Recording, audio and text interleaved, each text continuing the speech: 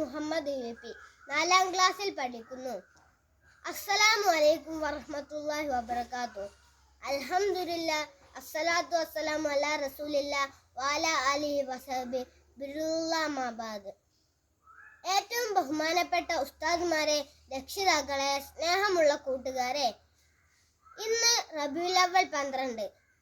അണ്ടകടഹത്തിലെ സകല ജരാചരങ്ങളും സന്തോഷത്തിന്റെയും ആഹ്ലാദത്തിന്റെയും നെറുകയിലെത്തി നിൽക്കുന്ന സുദിനം. ഇത്തരം ഒരു പൊൻപുലരിയിലായിരുന്നുവല്ലോ കാരുണ്യത്തിന്റെ പ്രവാചകൻ മുത്തു മുഹമ്മദ് മുസ്തഫ സല്ലല്ലാഹു അലൈഹി വസല്ലമ മക്കയിൽ ഭൂജാതനായത്. അക്രമങ്ങളും അനാചാരങ്ങളും കൊടികുത്തി വാണിരുന്ന കാലം. പിറന്നു വീണ കുഞ്ഞ് പെൺകുഞ്ഞാണെന്നറിഞ്ഞാൽ മാതാപിതാക്കളുടെ മുഖഭാവം മാറുകയായി. സന്തോഷത്തിന്റെ പൂമാലകൾ കളിയാടേണ്ട മുഖങ്ങൾ ദുഃഖസാന്ദ്രമാവുകയായി. കുഞ്ഞുമോളുടെ ആ പൊൻ ശരീരം ജീവനോടെ കുഴിച്ചു മൂടുകയായി. ചരിത്രകാരന്മാർ ഡാർക്ക് ഏജ് എന്ന് വിശേഷിക്കപ്പെട്ട കാലം. ഇവിടെയാണ് സ്നേഹത്തിന്റെ, നന്മയുടെ, ലാളിത്യത്തിന്റെ ദൂതുമായി വിശ്വവിമോചകൻ ഉദയം ചെയ്തത്.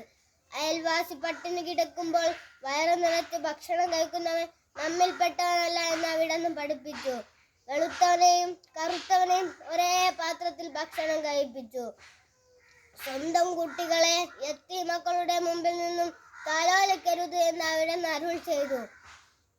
സ്ത്രീകളെ സമൂഹത്തിന്റെ ശാപമായി കണ്ടിരുന്ന കാലത്ത് ഏറ്റവും വിലമതിക്കാനാവാത്ത സ്വത്ത് സ്വാലിഹത്തായ പെണ്ണാണെന്ന് അരുൾ ചെയ്തു.